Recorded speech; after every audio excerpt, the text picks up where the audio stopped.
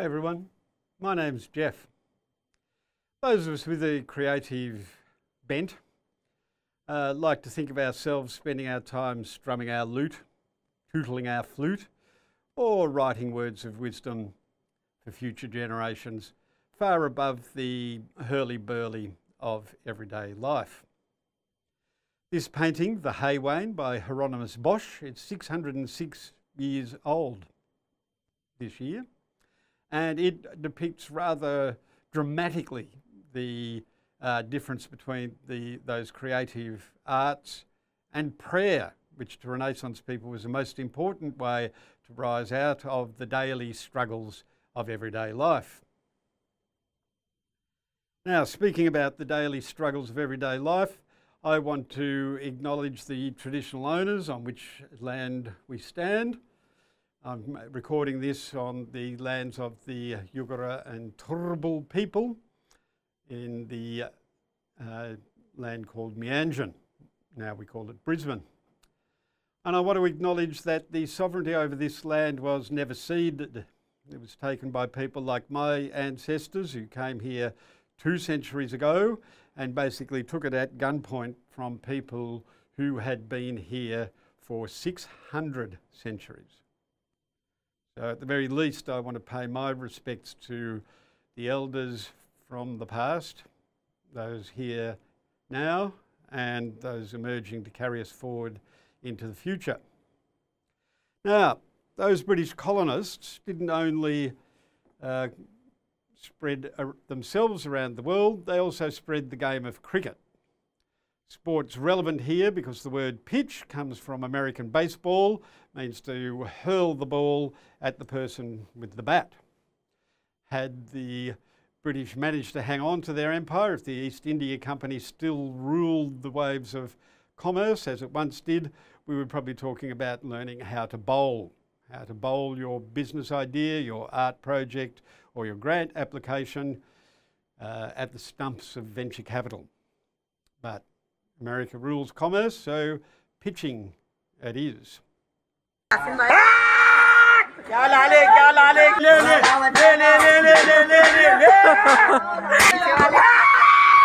So pitching ain't such a new thing. Pitching started long ago.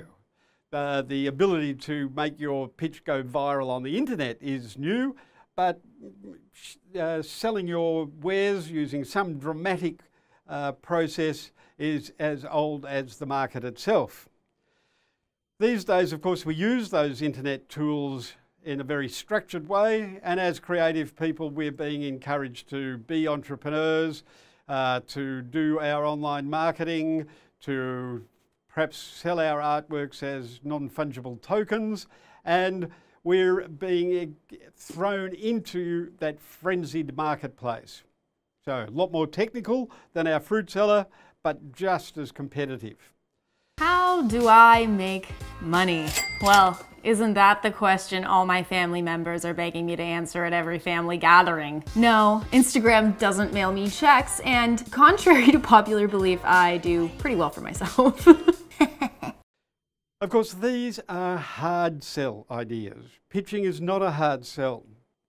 It's still persuasive speaking. So many of you are uncomfortable about the idea of persuasive speaking. The first thing I want to say to you is it's not a hard sell. The second thing I want to say to you is that persuasive speaking is a normal part of everyday life.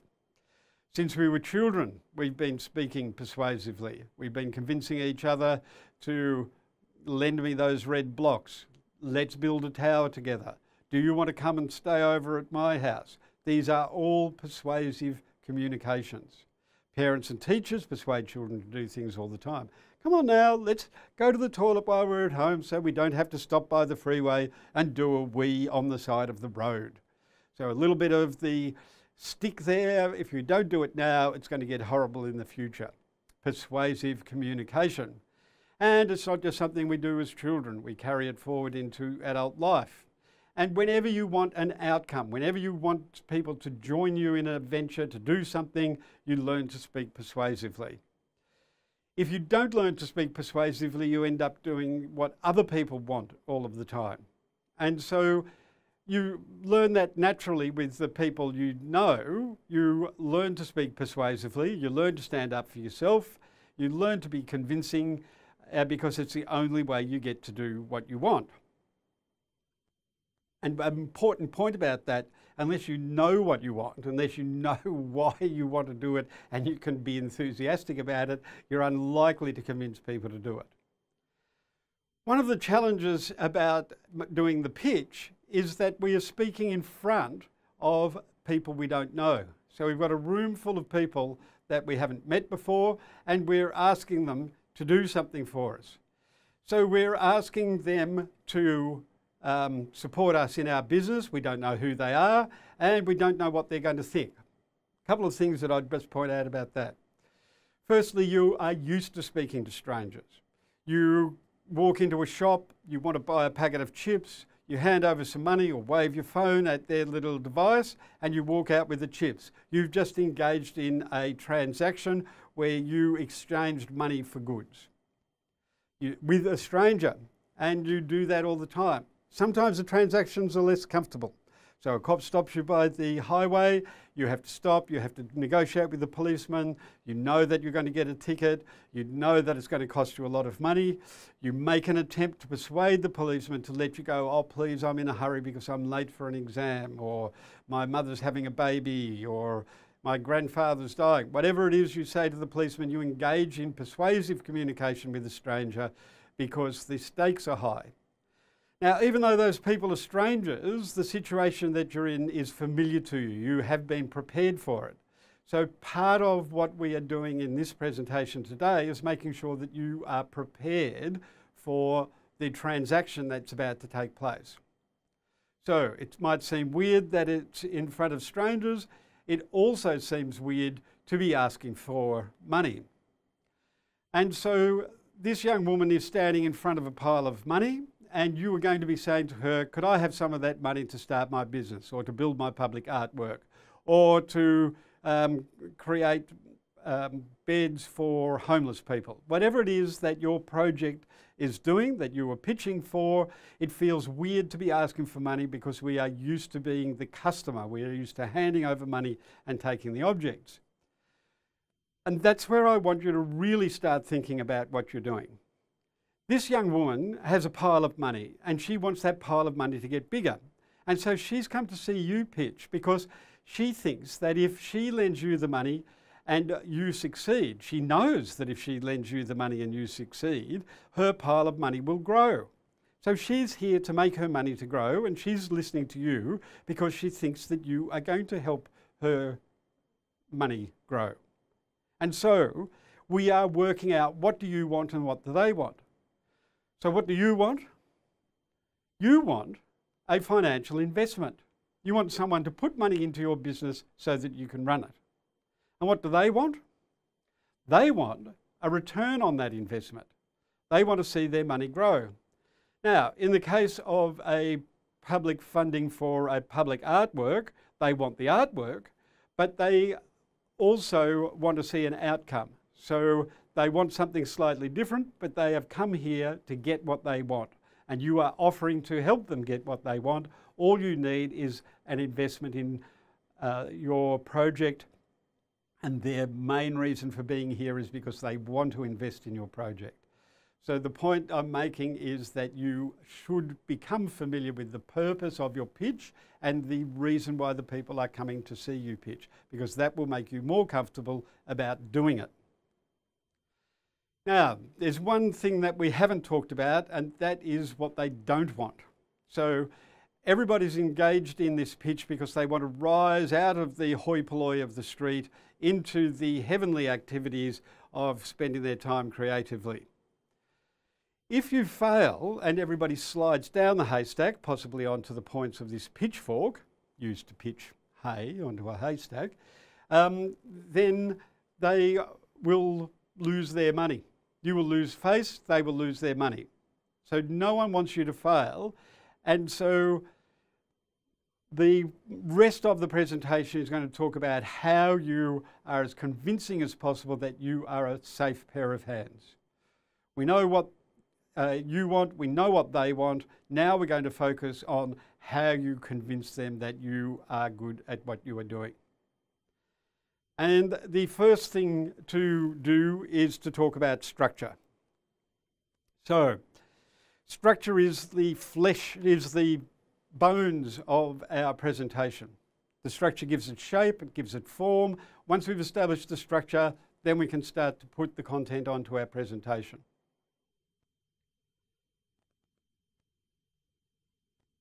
The persuasive presentation, the persuasive speech, a pitch is an example of a persuasive speech, is just one form of speech.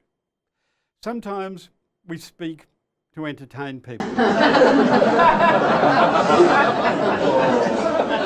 The mayor left because she didn't want to be photographed fanning the peace flame. I'm a total firebender.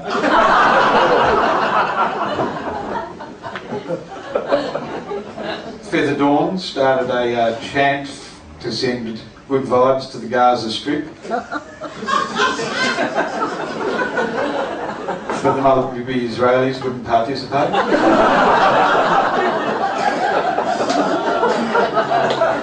Greenpeace had this huge white plastic elephant there, powered by a compressor powered by coal-fired electricity, protesting against it was about, an hour and a half after we were supposed to start that we finally got all of the politicians lined up in the hall with an audience, ready to listen to why the Byron Shire is important in the Iraqi conflict. And all of a sudden, 25 women in white robes descended on us. No, they weren't Vestal Virgins, they were the Peace Choir. Holy shit, I thought. I hope we've got enough toilet paper. So sometimes we speak to entertain people, other times we speak to inform them. So we can put that on a business model canvas, as Finch and Beak have done here, and you can see they've focused on the value proposition being cheap, efficient food, and this customer segments between families, groups of people, and hamburger lovers. A lot of detail there. The truth of the matter, though, is that hamburgers are not incredibly profitable. Got reasonably fine profit margins, and you've got a lot of competition. So we have entertaining speeches, we have informative speeches, and of course we have persuasive speeches. So the pitch is a form of a persuasive speech, and the skills we're about to uncover will help you whenever you want to persuade people to do things. Hopefully they'll also help you if ever you have to speak in public to be entertaining or informative as well. Now, we're talking about structure. The Hieronymus Bosch painting we're looking at is what is called a triptych. It has 3 panels. The 2 outer panels are doors and they close to cover the painting itself, but that's a different story. They might have a painting on the back of them. What we're interested in is how these 3 panels are structured. So the panel over here on the left tells the story of the Garden of Eden. So here is the devil tempting Adam and Eve with the apple from the tree of knowledge, and humanity, having eaten from the tree of knowledge, suddenly becomes self-conscious, aware, guilty. We know when we're doing the wrong thing, but we do it anyway, so we have sinned. And that sinning, that sinfulness, is what characterises our struggle in daily life. Our urges to compete with each other, to poke a knife into the person next to us because they farted when we were eating our lunch, or whatever the hurly-burly of daily life is, distract us from the heavenly activities of strumming our flute and tootling our lute, or the other way around. The inevitable consequence of our guilt and our fear is that we will probably go to hell. So the right-hand panel, the end of our story, is humans being guided through a maze of torturous experiences by nightmarish creatures, of which Hieronymus Bosch is a specialist. So our 3-panel story has a beginning, a middle, and an end. This is a tragedy because the end is horrible. So in a comedy, the ending is good, is happy. Everyone is smiling. And so the Greek theatres and many theatres in the streets today have the smiling face and the crying face. And the crying face represents tragedy, the smiling face represents comedy. So in this case, Hieronymus Bosch and most other Renaissance painters thought that life was painful, that life was full of misery and sorrow, probably with good reason, given the circumstances that they lived in. The point is that every story has a beginning, a middle and an end. In Hollywood terms, first act, we introduce our hero, we put our hero up a tree. Second act, we set fire to the tree, we throw rocks at our hero. Third act, along comes some supervillain, a tree-eating dragon. Our future for our hero looks terrible. We can't see any way out. Some kind of saviour emerges, ta-da, and helps our hero escape from this situation, slay the dragon, get the pile of gold, win the heart of the princess who's been captured by the dragon and locked away for many years, and they all live happily ever after. The classic Hollywood film. We could apply that to Harry Potter, to any other stories. Luis Buñuel, the Spanish filmmaker, worked with Salvador Dali on Un Chien d'Andalou and won an Academy Award in Hollywood from one of the films he made in Mexico, said, every story is Cinderella. Now, Cinderella is the classic three-act story.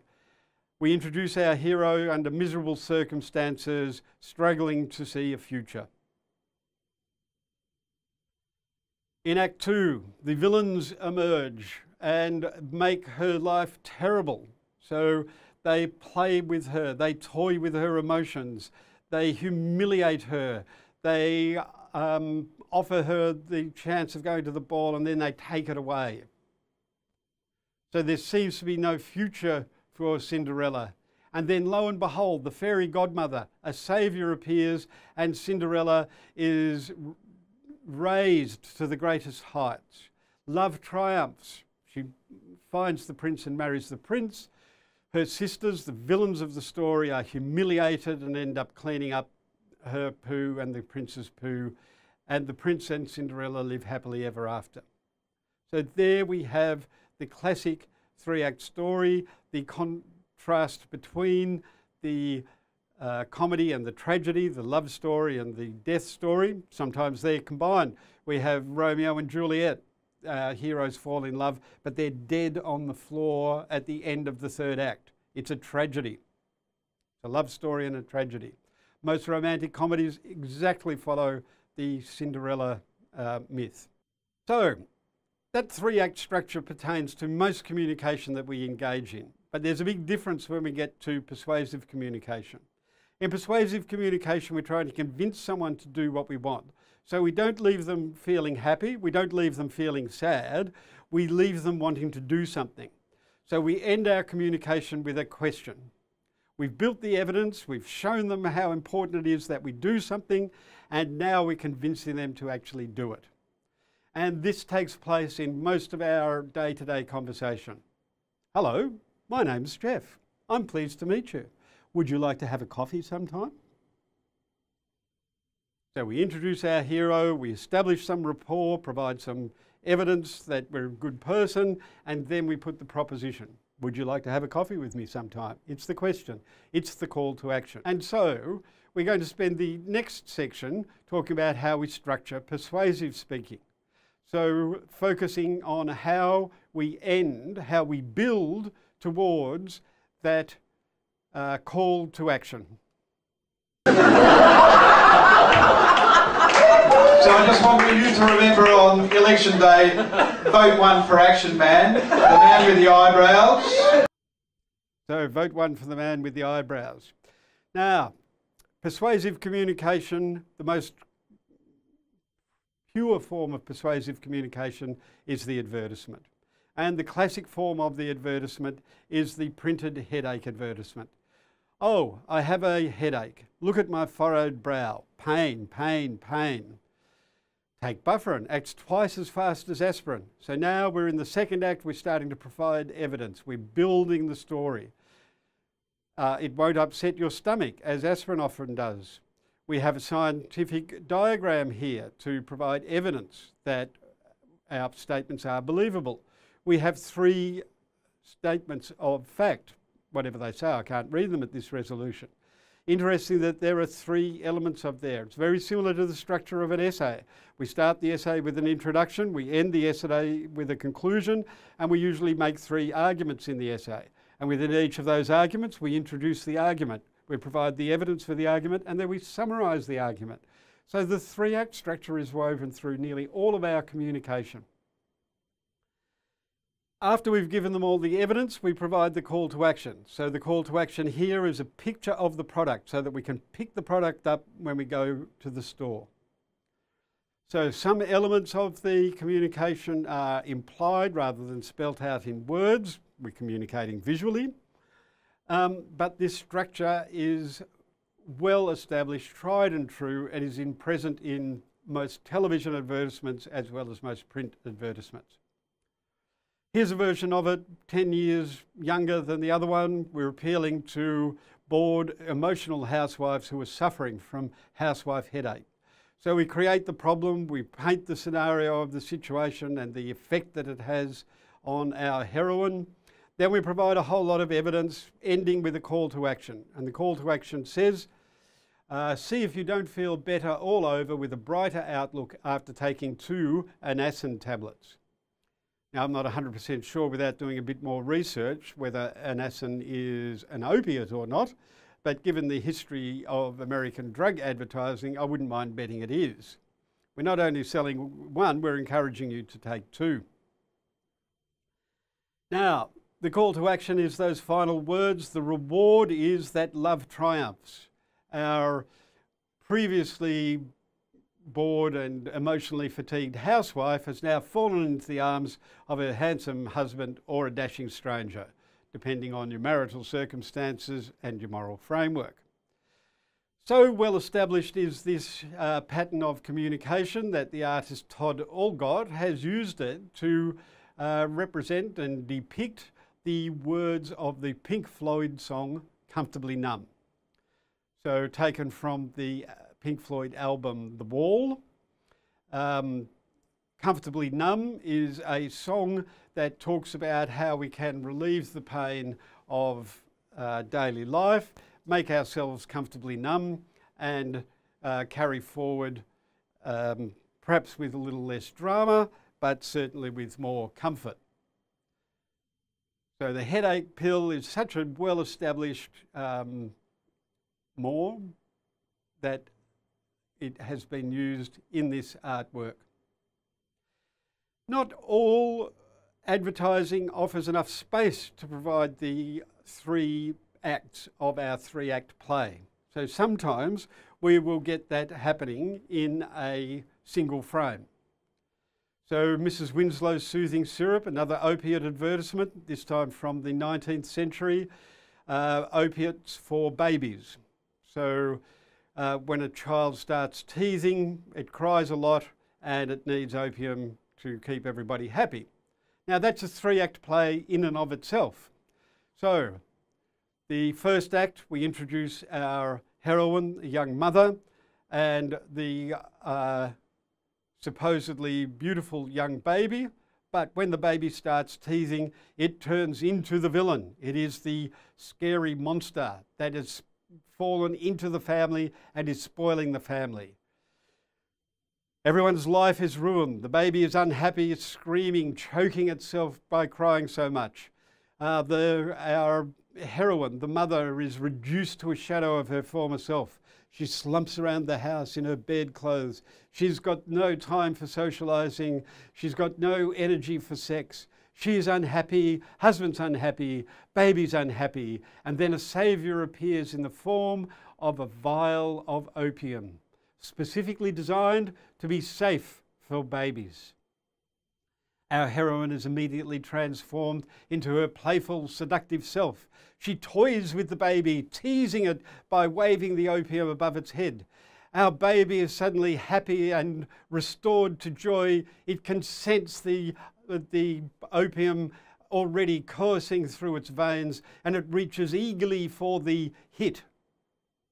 The mother delivers the opium, the baby is happy, she is happy, everyone is happy, our 3-act play has ended. So by identifying the climax of the story and putting all of the elements of the story into one frame, we've told our 3-act story by just depicting the climax, and we've sold a lot of Mrs. Winslow's soothing syrup. It's a little bit frightening how recently it is that was taken off the market, but I can't remember the date, so I'm not going to pretend I can. So there's a quick overview of the structure of persuasive speaking. What we're going to do is go through that in terms of content in a moment.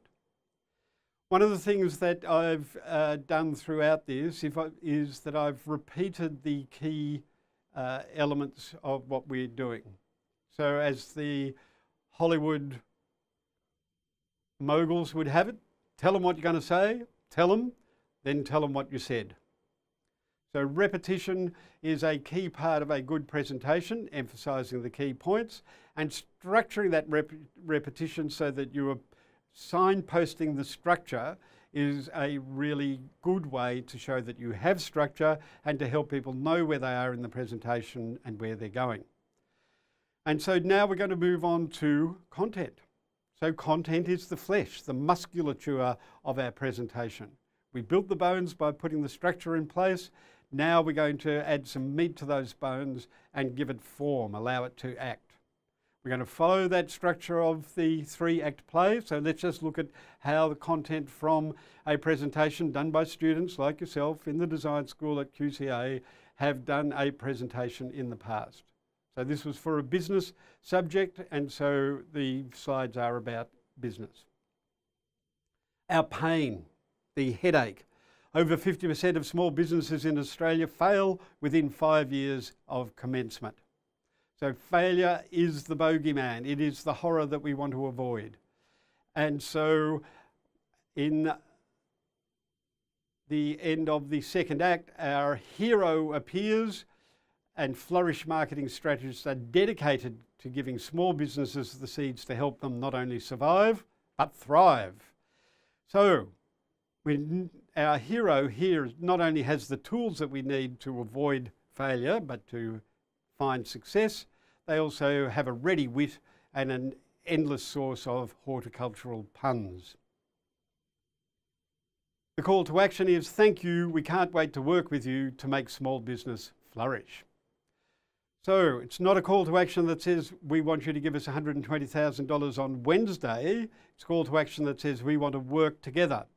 It reminds the audience what they're going to do together. They're going to make small business flourish. And then we're going to get together after this presentation so that you can agree to hand over the $120,000. Now, of course, the acts aren't evenly spaced here. In a presentation like this, the 1st act, the setting the scene, is over in the first slide or two, and then we get stuck into the 2nd act, the bulk of the story, building the evidence. And then we finish fairly quickly with the 3rd act, which is the call to action, please give us some money. When we look at the opening slide for Flourish, we see that a number of things are taking place. The whole point of the content is that we want it to be believable. We want to see a good living body on our skeleton. And so the opening slide identifies a logo. So a lotus flower on a lily pad, symbol of peace, well-being, balance and so on. We've got the name of the company and we've got the activity that they perform. They're marketing strategists. And so we know what it is they do and we get a sense of what they're doing. We also see that they are good designers. They have a very competently designed logo incorporating the actual image of the logo and the brand name. And they've got a very well structured unique value proposition. So this is the company's slogan. It's the summary of what we would call the business pitch or the unique selling proposition or the unique value. At Flourish, we cultivate your business from seed to fruition. So we're laying on the horticultural puns that helps us remember or makes us want to remember, and we're depicting exactly what it is that the business delivers and how they, we're hinting at how they deliver it. So if you have to present your presentation in front of one slide, this would be the slide you'd choose because it gives pretty well the whole story. At some other point in your presentation, you're going to talk about who you are. So you're going to say, meet the team, this is what we will do, these are our skills, this is how we're going to deliver. And this is the safe pair of hands. We're not a risk, we're actually the people that you want to work with, and so we're going to work together to deliver the outcomes that you want. Here's who we are, and here's why you should believe us. The other thing that you're going to be talking about is what you do. So this slide is titled Revenue Streams. It shows what the revenue streams in the business are. It uses the logo as the visual to present it.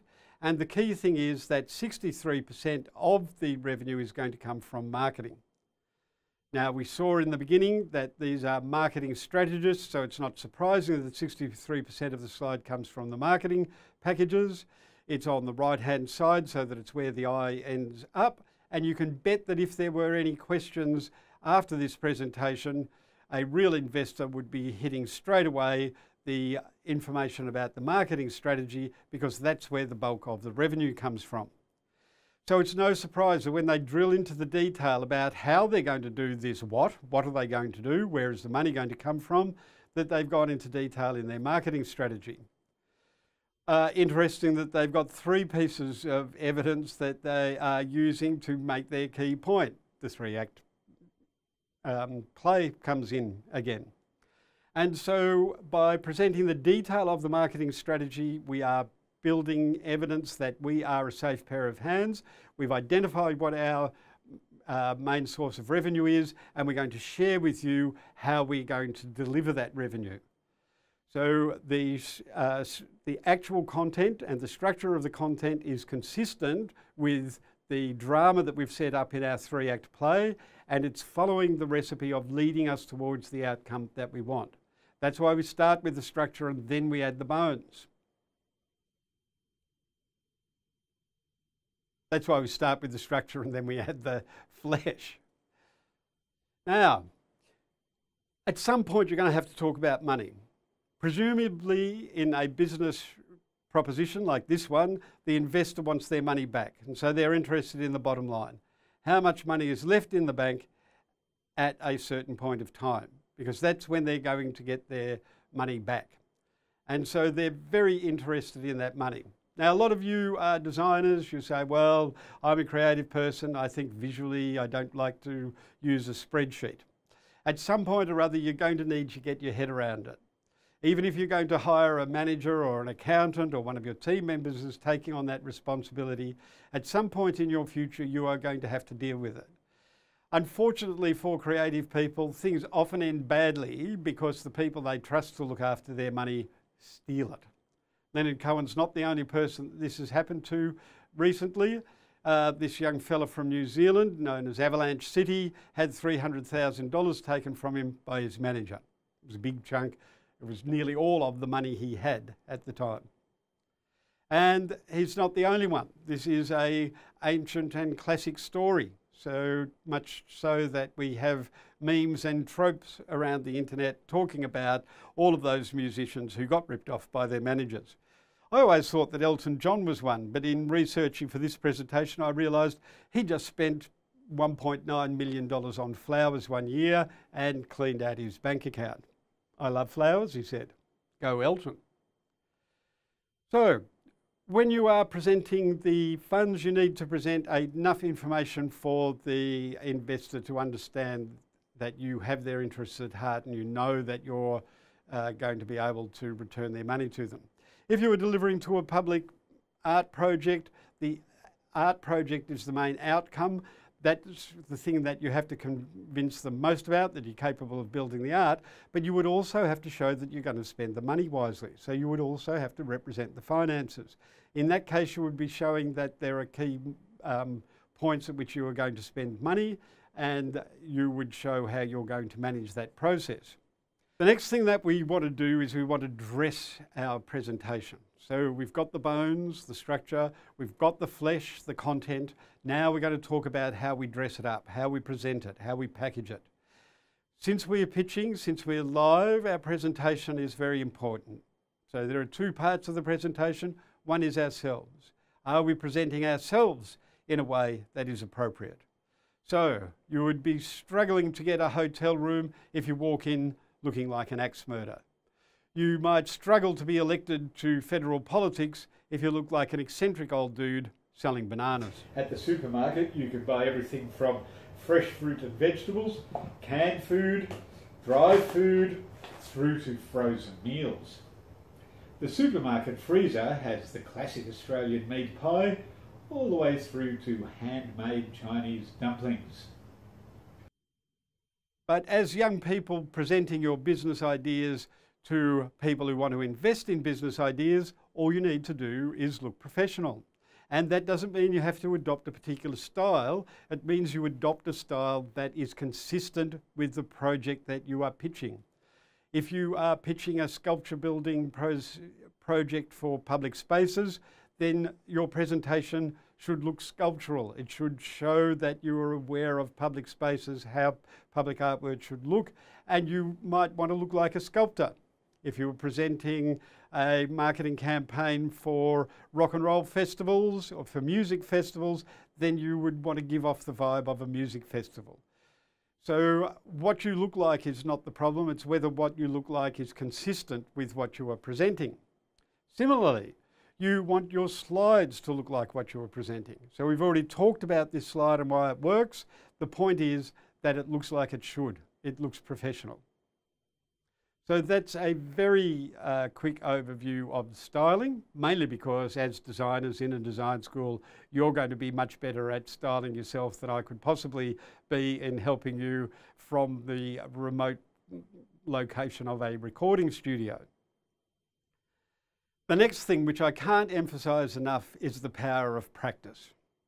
So if structure is the bones of your presentation and content is the flesh, and the style and the design, the visual communication is the clothes, practice is the gym work that you've done to build it up to make it match fit and ready. The more you practice, the more you will be ready for your presentation. The better you will sound, the more convincing you will be, and the more likely you are to actually get the outcome that you want. Winston Churchill, the Prime Minister of England from the Second World War until the 60s, said that he spent 1 hour for every minute that he was on his feet. 1 hour of practicing the presentation, writing the speech for every minute on his feet. Now you might think that's ludicrous, but this presentation that I'm giving you is about 45 minutes long, and I've spent probably 30 hours putting it together. So I started by writing a speech. Then I printed out the speech and I scribbled all over it and I wrote in headings to be able to try and remember the paragraph. I could just see the heading and know what I was going to say. And as I made notes on it to improve it, I then edited the original speech and printed it out again. Why did I print it? Because I was carrying it around with me on buses, so that if I was in a park sitting under a tree, I could pull out my speech and read it and scribble on it some more. Now, there's no reason you can't do that electronically, but I'm old school. I find paper useful in those situations. Once I got it to a point where I was reasonably happy that I had a presentation that was going to work, then I put those words into a PowerPoint slide and started to find the graphics.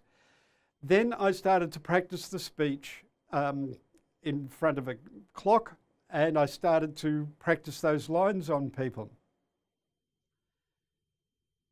So understanding how long your speech is should happen as early as possible in the process. As soon as you've finished a draft speech, just print, whether you print it out or not, just read it in front of a clock. Go through it all the way through, not worrying about mistakes, not worrying about tone or emphasis or slides or anything. Just read it through from beginning to end to see how long it takes. Then you can decide whether you've only got half the material you need, whether you've got more material that you need. You will also, all the way through, you will be going, that doesn't work, this works, that doesn't work. This kind of practicing, this kind of repetition is just so important for getting better at it. I can't emphasise it enough. Then when you actually start recording it, record it, take it home and watch it. You will be amazed how many simple things really grate on you when you watch yourself presenting the material that you've developed. You can't blame anyone else. And the point is that those little things are really easy to change. You just go, oh, I shouldn't stand in front of Winston Churchill's head while I'm talking because the emphasis goes to the lady with the funny hat. I need to work out which hand to move to point to the video while I'm standing in front of it. These are the kinds of things that are actually pretty simple to fix, but you will never fix them if you don't watch a recording of yourself or listen to a recording of yourself speaking. So practice, hard work, but that's just what it takes. That's what it takes to actually do a great presentation. Now, I know that you're going to do a great presentation. I know it's going to be fabulous, and I really look forward to hearing that you have absolutely wowed everybody, and hopefully that you've raised the funds that you, well, you're pitching for an assignment. I hope you get the marks that you need by doing a great pitch. It's been great presenting to you today, and I hope it's been useful to you. Thank you.